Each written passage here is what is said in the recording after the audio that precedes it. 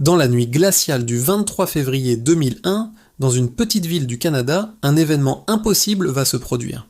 Un événement que même les médecins, encore aujourd'hui, ont du mal à expliquer. Une histoire qui commence comme un drame et qui se termine comme un miracle. Cette nuit-là, une petite fille de 13 mois, Erika Nordby, va défier la mort d'une manière que personne n'aurait pu imaginer.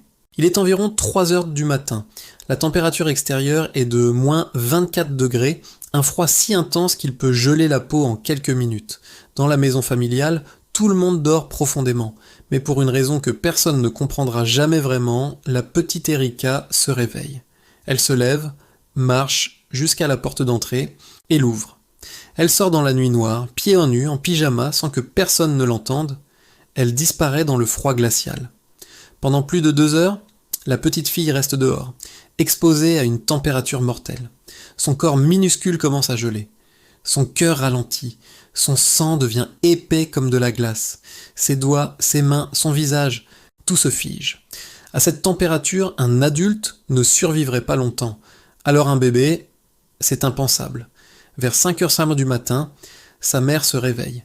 Elle remarque immédiatement que la porte est entr'ouverte. Elle panique, appelle sa fille, cherche dans la maison. Rien. Elle sort en courant dans la neige, pieds nus elle aussi, criant le nom d'Erika. Et là, dans la pénombre, elle aperçoit une petite forme immobile, allongée dans la neige. C'est sa fille, gelée, rigide, silencieuse. La mère hurle, elle prend Erika dans ses bras. Le corps est froid comme de la pierre. La peau est dure, presque translucide. Les paupières ne bougent plus. Le cœur ne bat plus. Pour n'importe qui, c'est trop tard. Mais la mère refuse d'abandonner. Elle appelle les secours, en pleurant, en criant, en suppliant qu'on vienne vite. Les ambulanciers arrivent dans quelques minutes plus tard. Ils observent la petite fille. Son corps est tellement froid qu'ils ne peuvent même pas mesurer sa température. Les appareils affichent un message d'erreur. Elle est en dessous de la limite, en dessous du minimum mesurable. Pour eux, c'est un cas désespéré. Mais ils décident quand même de tenter l'impossible. Ils enveloppent Erika dans des couvertures chauffantes. Ils essaient de réchauffer son corps centimètre par centimètre. Ils savent que si on réchauffe trop vite, le cœur peut lâcher. Si on réchauffe trop lentement, les organes peuvent mourir.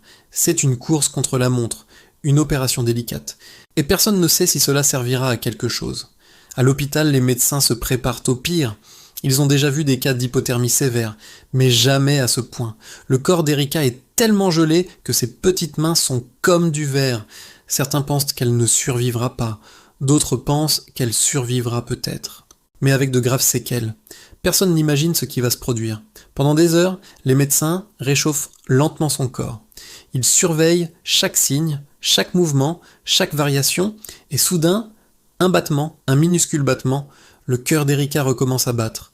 Lentement, faiblement, mais il bat. Les médecins n'en reviennent pas. Ils continuent. Ils réchauffent encore. Et quelques minutes plus tard, un deuxième battement, puis un troisième. Le miracle commence. Au bout d'un moment, Erika ouvre légèrement les yeux.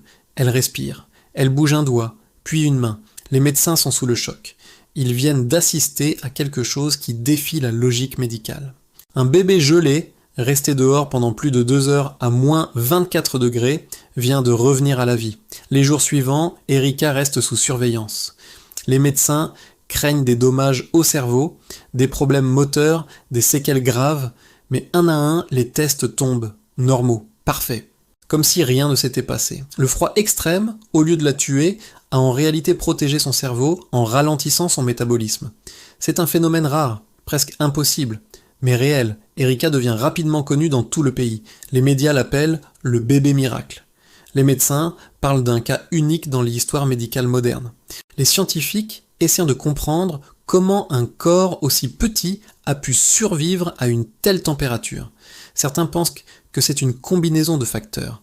Le froid extrême, la rapidité d'intervention, la physiologie d'un bébé. D'autres pensent que c'est simplement un miracle. Aujourd'hui, Erika a grandi. Elle n'a aucune séquelle. Elle vit une vie normale, comme si cette nuit glaciale n'avait jamais existé. Mais pour sa famille, pour les médecins, pour tous ceux qui ont entendu son histoire, elle restera toujours la petite fille qui a défié la mort. La petite fille qui a gelé, puis qui est revenue à la vie. Cette histoire nous rappelle que même dans les situations les plus désespérées, il existe parfois une lueur d'espoir. Que la vie peut être plus forte que tout, et que certains destins semblent écrits pour nous rappeler que l'impossible peut devenir réel.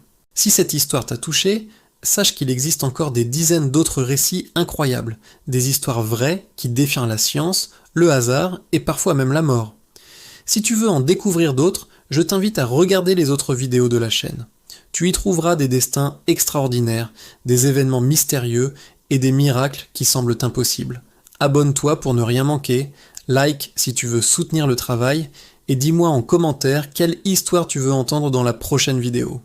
Merci d'avoir regardé et prépare-toi, car la prochaine histoire est encore plus incroyable.